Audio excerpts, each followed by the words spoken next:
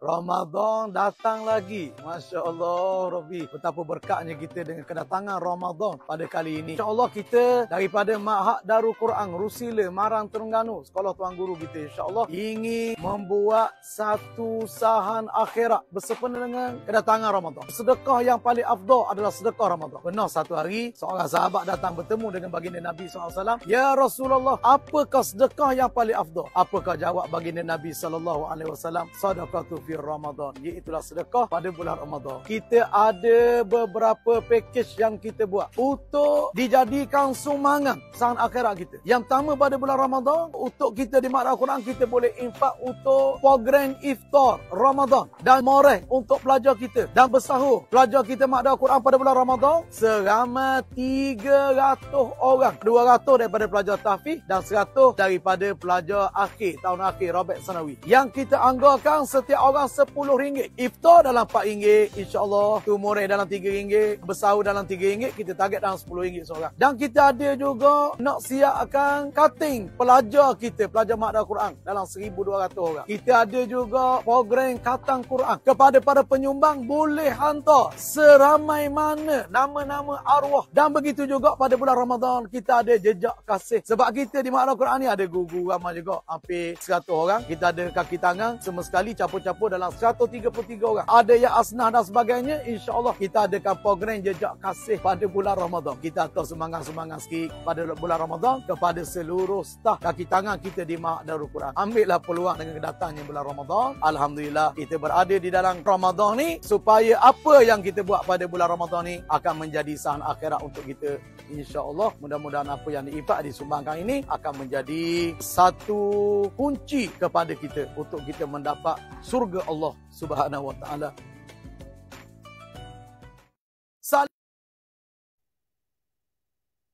Salasah la turaddu da'watahum. 3 golongan ya Allah tidak akan tolak doanya selama-lamanya. Salah seorangnya iaitulah orang yang berpuasa hatta yuftira, sehinggalah mereka berbuka puasanya. Jadi insya-Allah kita daripada Ma'had Darul Quran, Rusila, Marang, Terengganu, sekolah tuan guru kita, insya-Allah ingin membuat satu usahaan akhirat bersempena dengan kedatangan Ramadan. Program iftar Ramadan dan moreh untuk pelajar kita dan bersahur pelajar kita Ma'had Al-Quran pada bulan Ramadan. Minggu pertama mereka balik bercuti. Minggu kedua dan minggu ketiga, 2 minggu mereka akan datang ke Ma'had Al-Quran, iaitulah seramai 300 orang, 200 daripada pelajar tahfiz dan 100 daripada pelajar akhir tahun akhir Rabi' Sanawi. Yang kita anggarkan setiap orang RM10. Iftar dalam RM4, insya-Allah. Tu moreh dalam RM3, bersahur dalam RM3, kita target dalam RM10 seorang. Kepada penyumbang-penyumbang yang ingin menaja pelajar-pelajar kita berbuka puasa dengan moreh dan juga bersahur, maka bolehlah memberi sumbangan kepada kita ataupun kepada para penyumbang yang berada di luar sana. Kalau nak atar makanan direct, nak atar nasi untuk berbuka puasa, ikutlah lauk apa pun, ikan singgang ke, ada belacang budu ke, ulang-ulang ke, tak apa, insya-Allah kita terima untuk 300 orang pelajar kita, insya-Allah. Ataupun nak beri untuk 100 orang saja, tak apa, untuk 50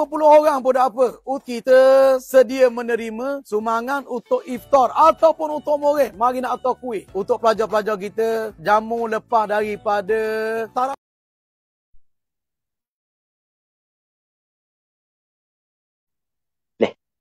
Assalamualaikum warahmatullahi ta'ala wabarakatuh. Bismillah wassalatu wassalamu ala rasulillah wa ala alihi wa sahbihi wa man walah. Allahumma la sahla illa ma ja'altahu sahla wa anta taj'alul hazna idha syi'ta sahla. Allahumma ja'alna minas su'ada'il maqbulin wa la taj'alna minal ashqiya'il mardudin. Allahumma salli wa sallim wa barik ala sayyidina Muhammad wa ala alihi wa sahbihi ajma'in walhamdulillahi rabbil alamin. Alhamdulillah, sama-sama kita memanjatkan kesyukuran kehadrat Allah Subhanahu wa taala kerana pada pagi Isnin yang mulia ini, pada bulan Ramadan yang penuh dengan keberkatan, yang penuh dengan rahmat dan penuh dengan maghfirah, keampunan daripada Allah Subhanahu wa taala. Allah Subhanahu wa taala memberi peluang kepada kita untuk kita berbincang berkait dengan adab-adab berpuasa pada bulan Ramadan, anjuran Ma'had Darul Quran Rusila. muslimin muslimat yang dirahmati oleh Allah Subhanahu wa taala. Dalam kita melaksanakan apa jua ibadat, antara perkara yang cukup penting yang perlu kita kena tahu adalah adab-adab yang perlu kena kita lakukan dalam kita melakukan ibadat-ibadat tersebut. Jadi sebelum daripada kita bincang tentang adab-adab puasa pada bulan Ramadan, suka hamba sebut ataupun membincang apa makna adab dulu. Apa makna adab? Perkataan adab diguna sebenarnya dalam bahasa kita. Kita tengok seorang budak dengan penuh beradab. Kita akan kata, oh budak ni hebat adab dia. Budak ni adab dia tinggi. Kalau budak tidak ada adab, kita kata budak ni tak ada adab. Perlu kita kena ajar adab kepada dia. Jadi perkataan adab, walaupun pada asalnya adalah kalimah daripada bahasa Arab, tetapi diguna oleh sebahagian masyarakat kita. Jadi kita mesti kena beradab dengan ibu bapa, beradab dengan guru-guru, beradab dengan jiran tetangga, beradab dengan kawan-kawan. Begitu juga kita di sana ada beradab dengan Allah Subhanahu wa taala. Soalannya, apa makna adab? Adab dalam bahasa Arab diguna oleh ulama-ulama kepada beberapa maksud. Antara maksud adab adalah al-khisal al-mahmudah. Perkara-perkara yang terpuji. Setiap perkara-perkara yang terpuji itu yang dinamakan sebagai adab. Sebagai contoh, ketika kita melaksanakan ibadat puasa pada bulan Ramadan, maka ada perkara-perkara yang terpuji yang apabila kita buat, maka kita dapat ganjaran pahala daripada syarak. Maka itu yang dinamakan sebagai adab-adab berpuasa pada bulan Ramadan. Sebahagian daripada ulama menggunakan perkataan adab ini untuk semua perkara yang dituntut oleh syarak, sama ada perkara itu perkara yang disunatkan ataupun perkara yang diwajibkan. Asal kata perkara itu dituntut oleh syarak, lepas tu kita buat. Perkara itu diwajibkan ataupun tidak, maksudnya atau tidak ni adalah disunatkan, maka sebenarnya kita telah menjalankan adab dalam melaksanakan perkara itu. Sebagai contoh, berpuasa pada bulan Ramadan, ada perkara yang dituntut oleh syarak, tapi tuntutan itu adalah tuntutan yang wajib. Dalam berpuasa pada bulan Ramadan, ada perkara yang dituntut oleh syarak, tetapi tuntutan itu adalah tuntutan yang sunat. Maka ketika kita melakukan tuntutan, sama ada yang wajib ataupun yang sunat, dalam kita melaksanakan ibadat berpuasa pada bulan Ramadan, maka kita telah mendatangkan adab-adab berpuasa pada bulan Ramadan. Muslimin muslimat yang dirahmati oleh Allah Subhanahu wa taala. Jadi kesimpulan, adab ini adalah perkara yang dipuji, yang Allah dan Rasulnya, agama kita puji bagi pelakunya. Kalau adab puasa, bagi pelaku, bagi orang yang berpuasa, ketika dia melakukan perkara-perkara ini, maka dia dapat kepujian, dia dapat dipuji, dia dapat ganjaran pahala daripada Allah Subhanahu wa taala. Sama ada perkara ini melibatkan perkara yang wajib ataupun melibatkan perkara yang sunat. Baik. Itu secara ringkas maksud bagi adab. Jadi kalau orang tanya kita apa makna adab, kita boleh cerita dah apa maksud adab. Kita tahu dah apa makna adab, suatu tuntutan yang dituntut oleh syarak, sama ada melibatkan perkara yang diwajibkan ataupun melibatkan perkara yang disunatkan.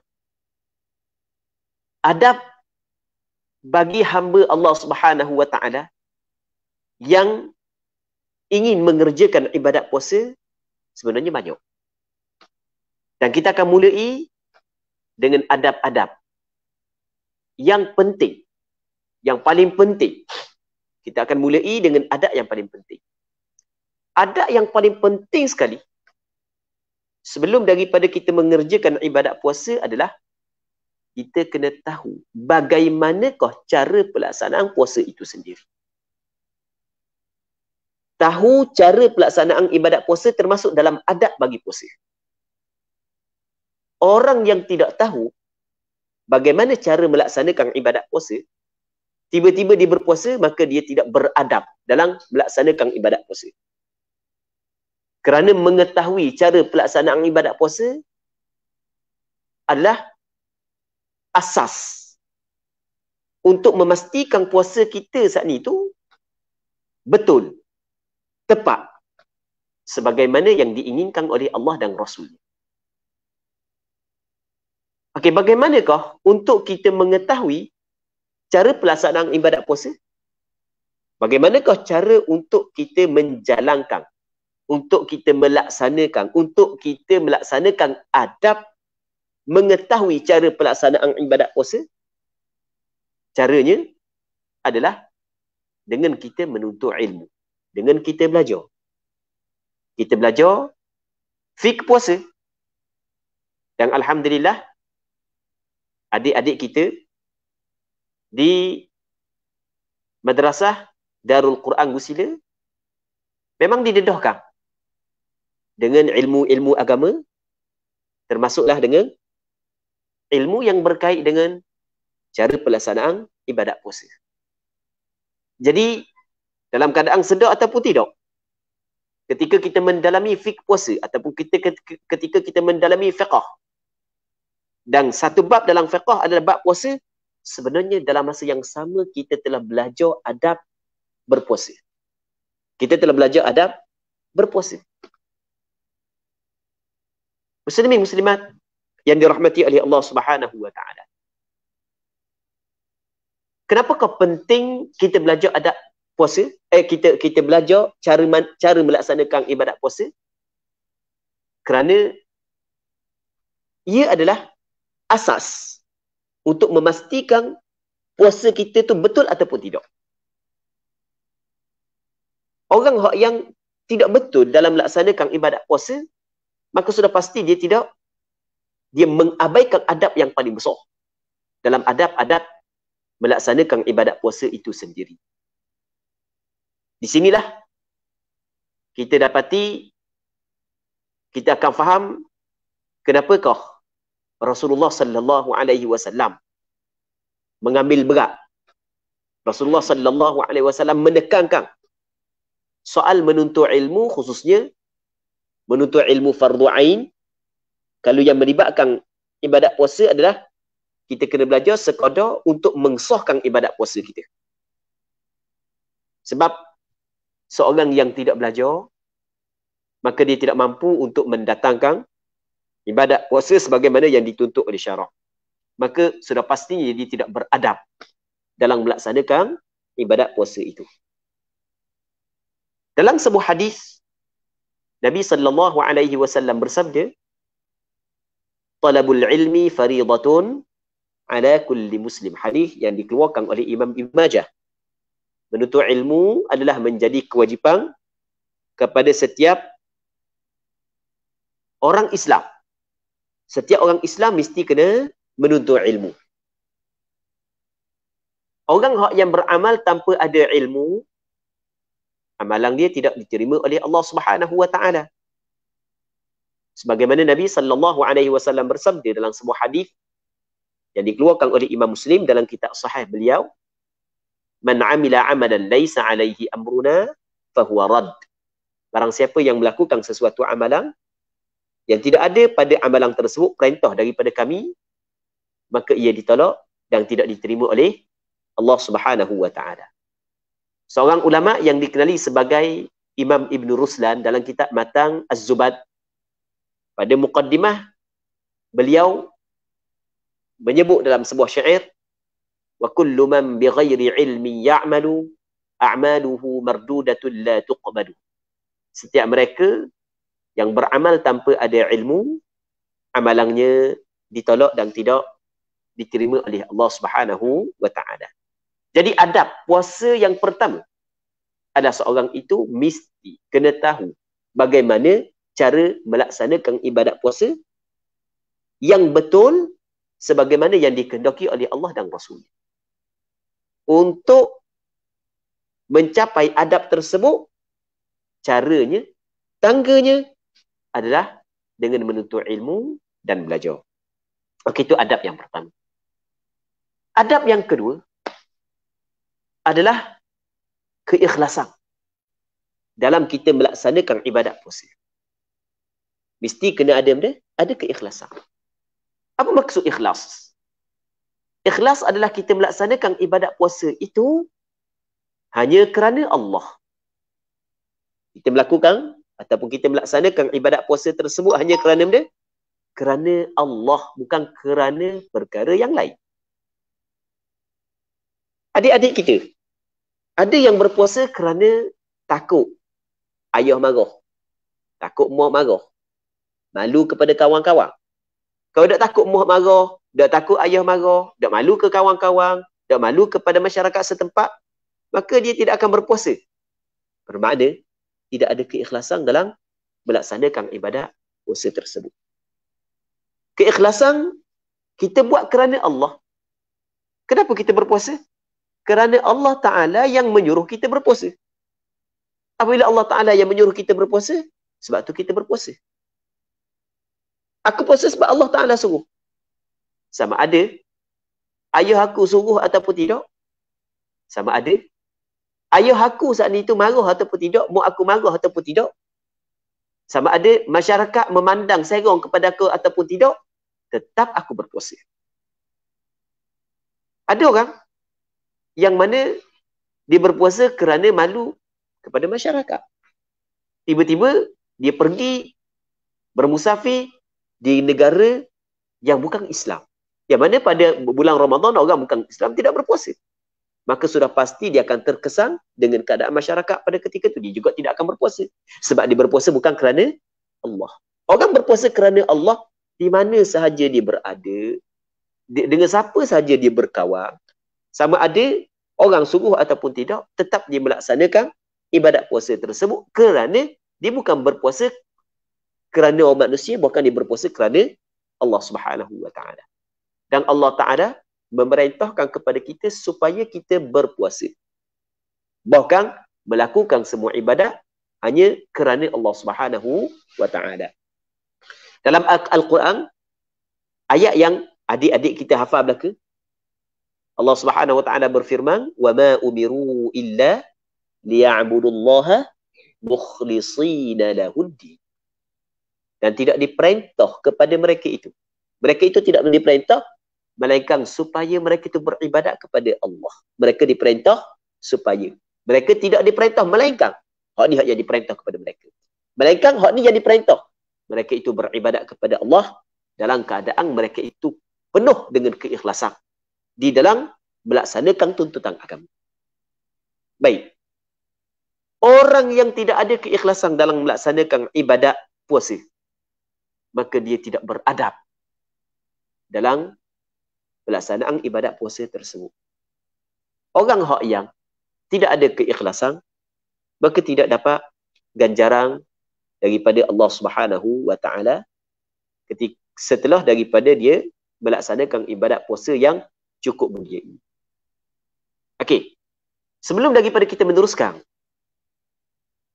adab-adab yang lain, suka saya nak sebut kenapakah penting kita menjaga adab. Kenapakah penting kita menjaga adab ketika kita berpuasa. Pentingnya adalah kerana orang yang melaksanakan ibadat puasa ada yang diterima oleh Allah Subhanahu wa Ta'ala, ada yang tidak diterima. Ada yang diterima, ada yang tidak diterima. Orang yang diterima pula ada diberi ganjaran yang besar, ada diberi ganjaran yang kecil. Orang yang melaksanakan ibadat puasa, yang ingin ibadat puasa diterima oleh Allah dan mendapat ganjaran pahala yang besar, mesti dia kena memenuhi adab-adab ibadat puasa itu saja. Andai kata dia mengabaikan sebahagian daripada adab dalam melaksanakan ibadat puasa, maka dia tidak mendapat ganjaran yang sempurna. Apatah lagi, kalau sekiranya dalam melaksanakan ibadat puasa, bukan setakat dia mengabaikan sebahagian daripada adab, bahkan dia telah melakukan perkara yang boleh merosakkan pahala puasa, maka puasa dia tidak ada ganjaran pahala. Jadi penting kita mengetahui adab agar ibadat puasa kita diterima oleh Allah dengan sempurna dan akhirnya kita akan mendapat ganjaran yang juga sempurna. Baik. Okey, adab yang kedua adalah ada keikhlasan dalam kita melaksanakan ibadat puasa. Adab yang ketiga, muslimin muslimat yang dirahmati oleh Allah Subhanahu wa taala. Oleh kerana puasa pada bulan Ramadan, cara melaksanakannya mesti dengan betul.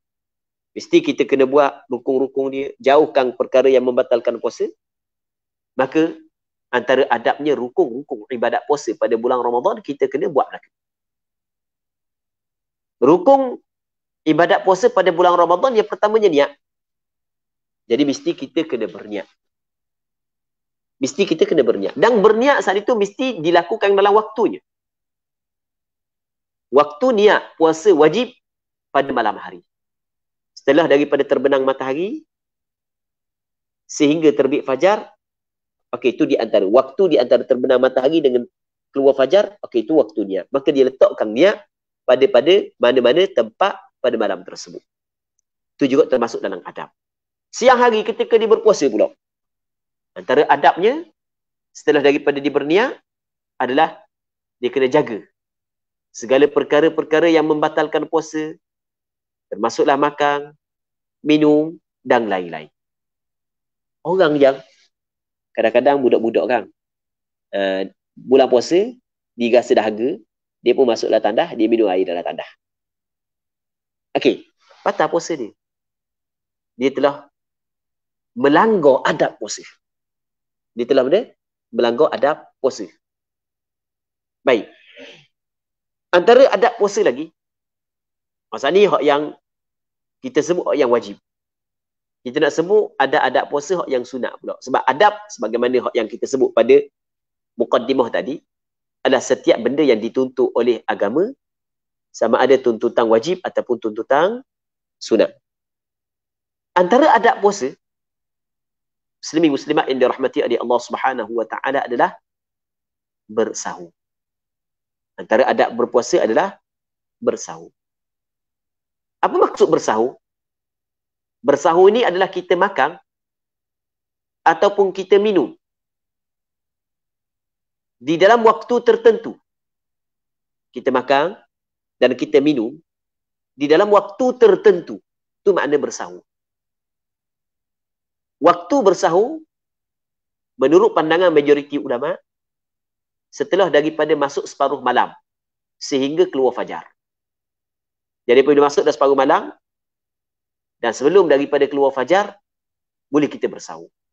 Separuh malam ni lebih kurang pukul 12.30 lah, tempat kita 12.30 pagi. Jadi pukul 12.30 pagi ke atas, masuk dah waktu sahur. Penghujung waktu sahur adalah apabila terbit fajar yang menandakan masuk waktu subuh. Jadi kalaulah kita bersahur dalam pukul 12.30 atau pukul 1 pagi, 1.30 pagi, pukul 2 pagi, 2.30 pagi, 3 pagi, kalau kita bersahur pada waktu tersebut, maka sudah kita mendapat fadilat bersahur. Bersahur ni penting. Kadang-kadang adik-adik kita, dia tidak ambil berat tentang bersahur. Sedangkan bersahur ni sebenarnya cukup penting.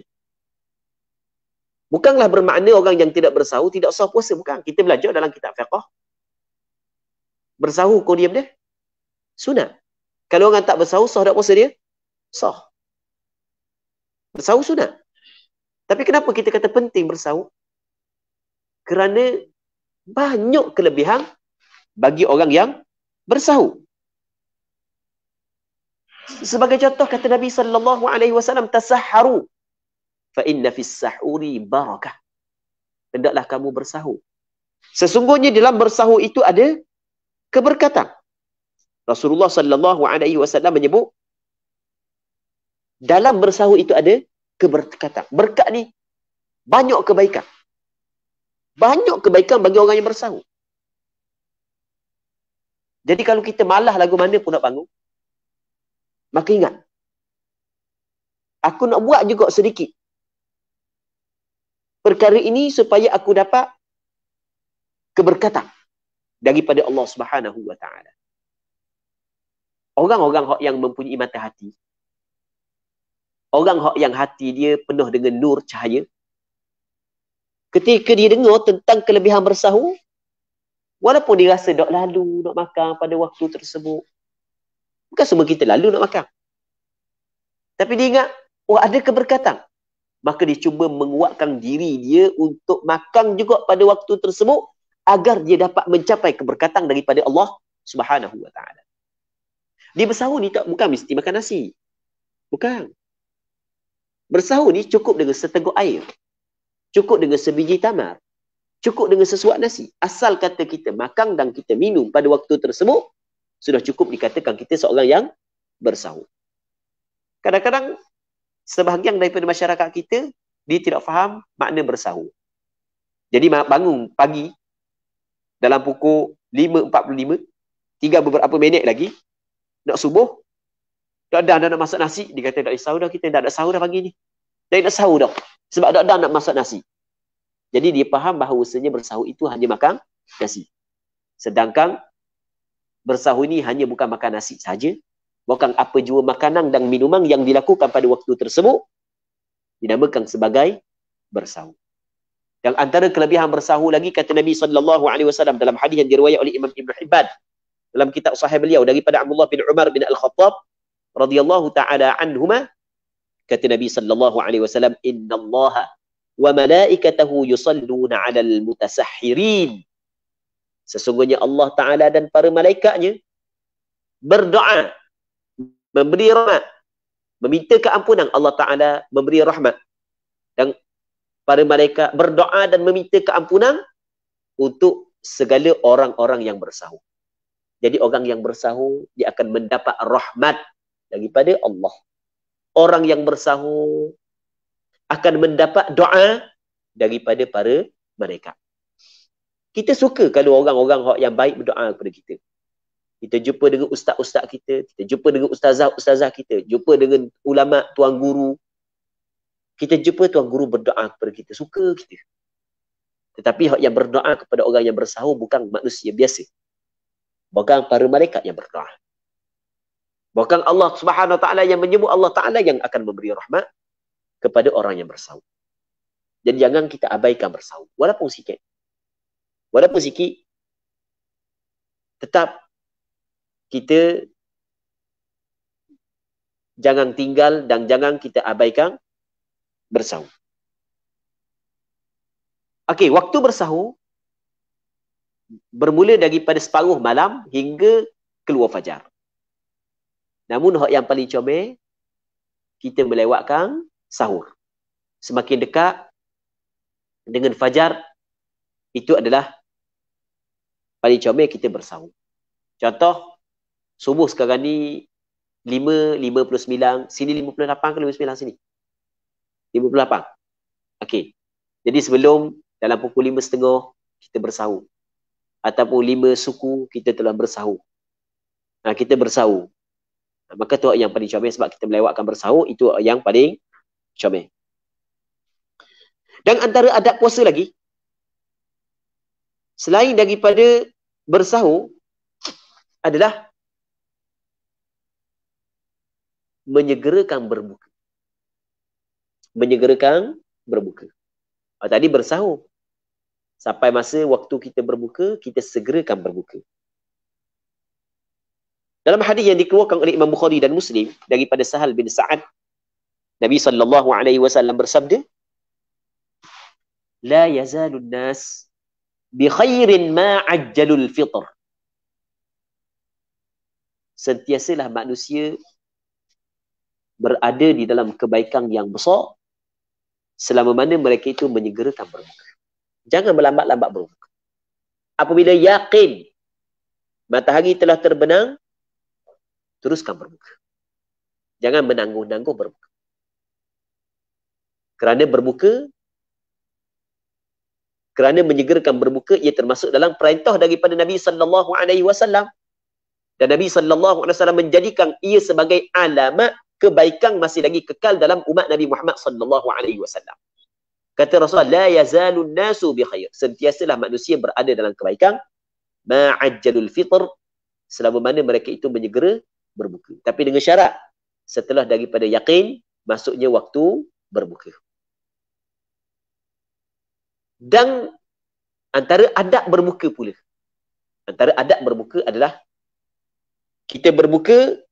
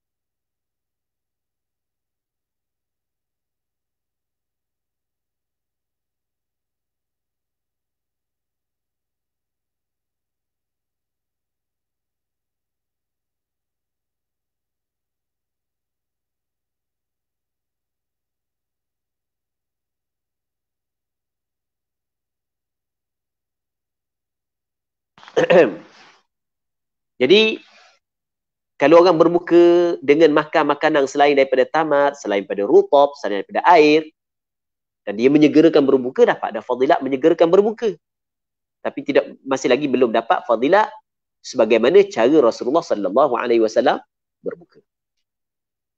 Baik. Antara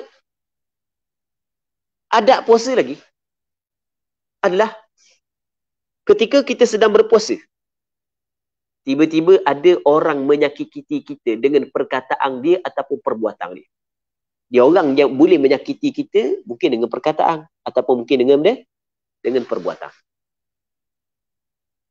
Jadi ketika kita sedang berpuasa, tiba-tiba ada orang menyakiti kita dengan perkataan ataupun perbuatan. Pertama-tama kita duduk ramai-ramai kan. Ramai-ramai ni kawan-kawan kita tak sama. Ada kawan kita yang suka nganyi kita. Ada kawan kita suka menyindir kita. Betul tak gitu? Betul kan? Baik. Apabila kita berpuasa, antara adabnya yang diajar oleh Nabi sallallahu alaihi wasallam adalah kita sebut, inni shaim. Aku sedang berpuasa.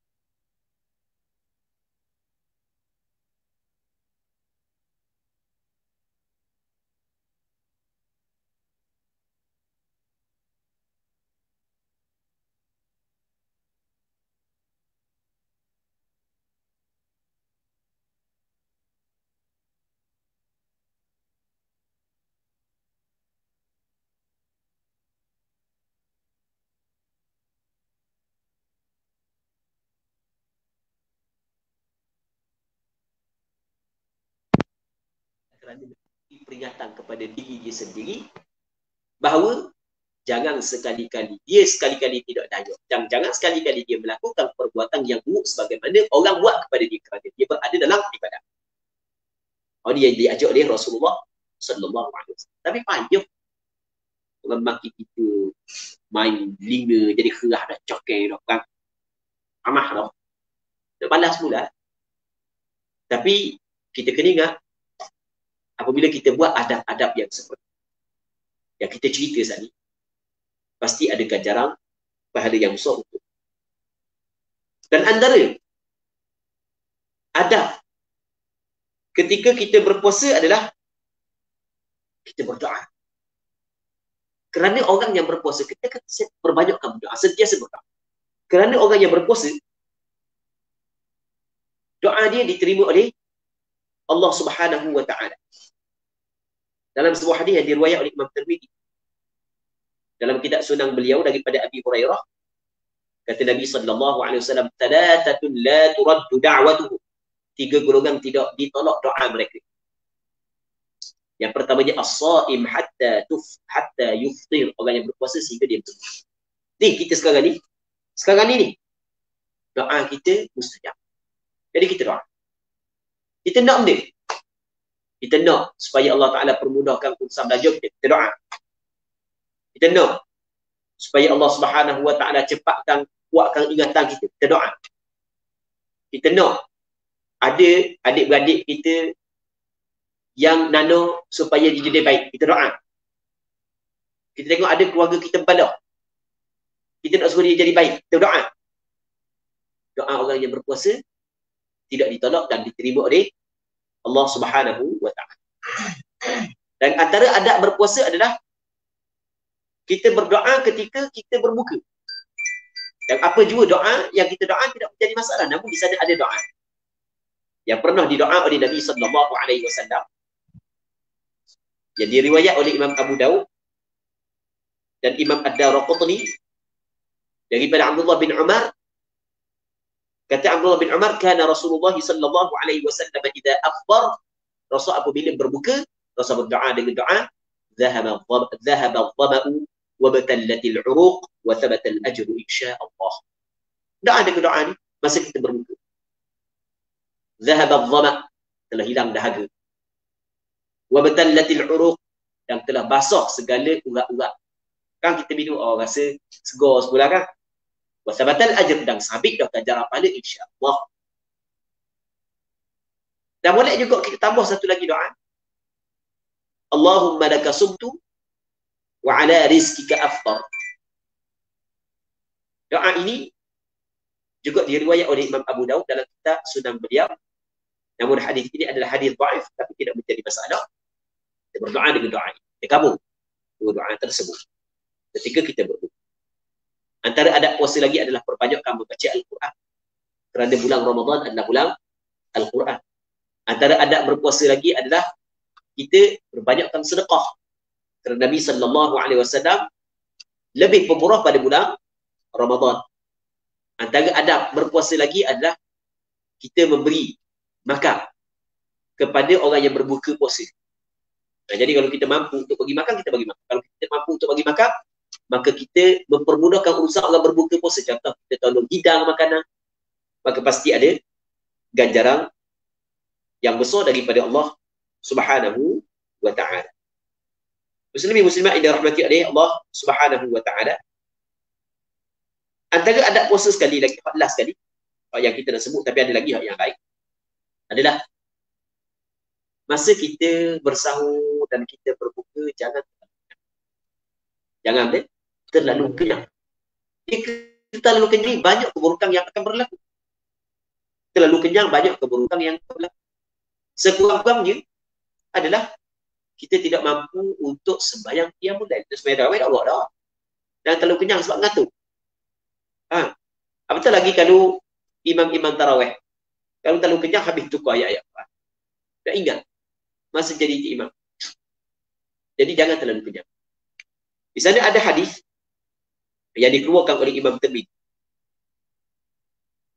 dalam kitab Sunan beliau daripada Miqdad bin Ma'di Karibah, seorang sahabat Rasulullah, kata dia, Aku pernah mendengar Rasulullah sallallahu alaihi wasallam bersabda, "Ma mala'a adamiyyun wi'a'an syarra min batni, wi'a'an syarran min batn." Tidaklah anak Adam memenuhi akan bekas yang lebih buruk daripada perut.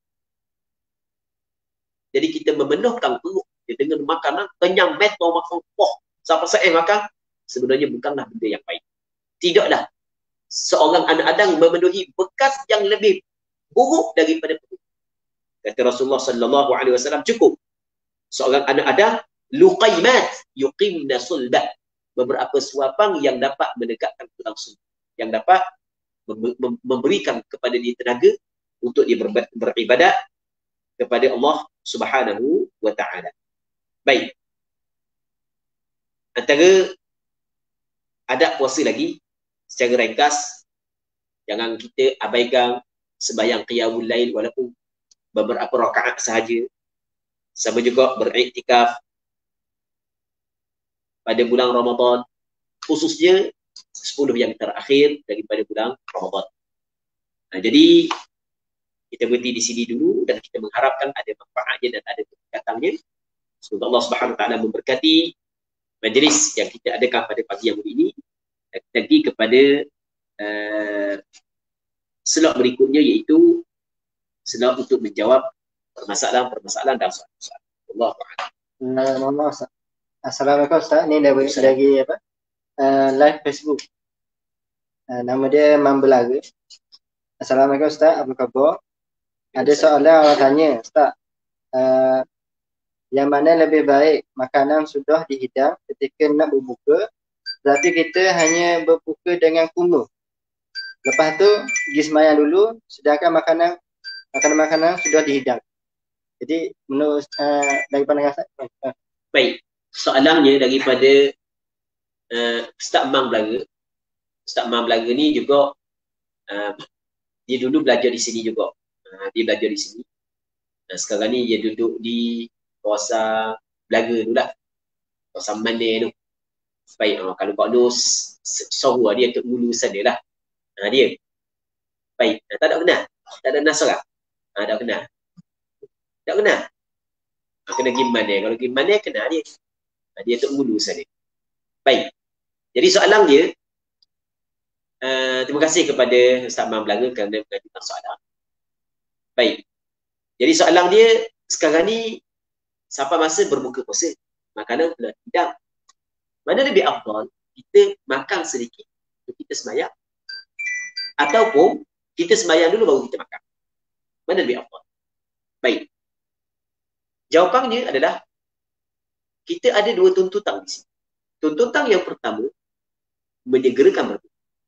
Tuntutan yang kedua, sembahyang pada awal waktu. Amalan antara amalan yang paling dikasihi oleh Allah Subhanahu wa taala adalah as-salatu fi awwal waqt. Sembahyang pada awal waktu. Ini amalan yang paling disukai oleh Allah Subhanahu. Maka sekiranya kita menghabiskan makanan yang banyak saat itu, perlu mengambil masa yang lama, mungkin 15 minit, mungkin 20 minit, mungkin setengah jam, baru boleh kita sembahyang, maka lebih afdal kita berbuka dengan beberapa teguk air, beberapa biji buah taman, beberapa keping kuih, hanya mengambil masa lebih kurang dalam sekitar 5 minit, atau terus kita mengerjakan ibadat solat, lepas tu kita sambung balik lepas daripada sembahyang. Sebab dengan cara tersebut, kita telah mengumpul dua tuntutan. Yang pertamanya, menyegerakan berbuka. Yang keduanya, sembahyang pada awal waktu. Baik. Wallahu a'lam. Mana? Ustaz, ini ada soalan. Apa yang perlu dilakukan sekiranya seseorang berpuasa pada bulan Ramadan tahun yang baru, sedangkan puasanya yang lepas belum habis ganti? Baik. Apa yang perlu dilakukan seorang tu, dia berpuasa pada tahun ni tapi masih lagi ada ganti tahun lepas. Biasanya terjadi kepada perempuan lah. Biasa perempuan dia ada datang haid pada tahun lepas, 7 hari datang haid, maka dia tidak puasa. Lepas dia Ramadan, wajib dia kena qada balik. Tiba-tiba masuk Ramadan ni, dia belum lagi qada puasa tersebut. Okey, apakah yang perlu dilakukan? Baik, jawapannya, Apa yang perlu dilakukan oleh dia? Yang pertama, lepas daripada Ramadan. Yang kedua, wajib dia kena qada. Okey, lepas daripada Ramadan yang kedua lagi, wajib dia kena qada. Yang keduanya, sekiranya dia melewatkan qada tersebut tanpa sebarang keuzuran. Tak ada keuzuran. Dia boleh qada, tapi dia tidak qada. Maka wajib dia kena bayar fidyah sebanyak sehari secukup. Berbeza jika ada keuzuran. Lepas daripada Ramadan. Lepas daripada Ramadan dia jatuh sakit. Ataupun lepas daripada Ramadan dia bermusafir. Setiap hari bermusafir. Duduk negara di 2 hari, duduk negeri 2 hari, duduk negeri 3 hari. Begitu berjalan semua. Sampai cukup setahun. Maka dia ada keuzuran. Tidak wajib dibayar fidyah. Jadi hak yang wajib bayar fidyah adalah golongan yang melewatkan qada sehingga masuk Ramadan berikutnya tanpa sebarang keuzuran. Okey, yang ketiganya adalah dia mesti kena beristighfar, mesti kena bertaubat. Sebab apa? Sebab sengaja melewatkan qada Ramadan sehingga masuk Ramadan berikutnya adalah perkara yang dilarang. Perkara yang salah. Salah, haram, sengaja melewatkan qada. Baik, okey, 3 perkara yang perlu dilakukan oleh dia. Allahu a'lam.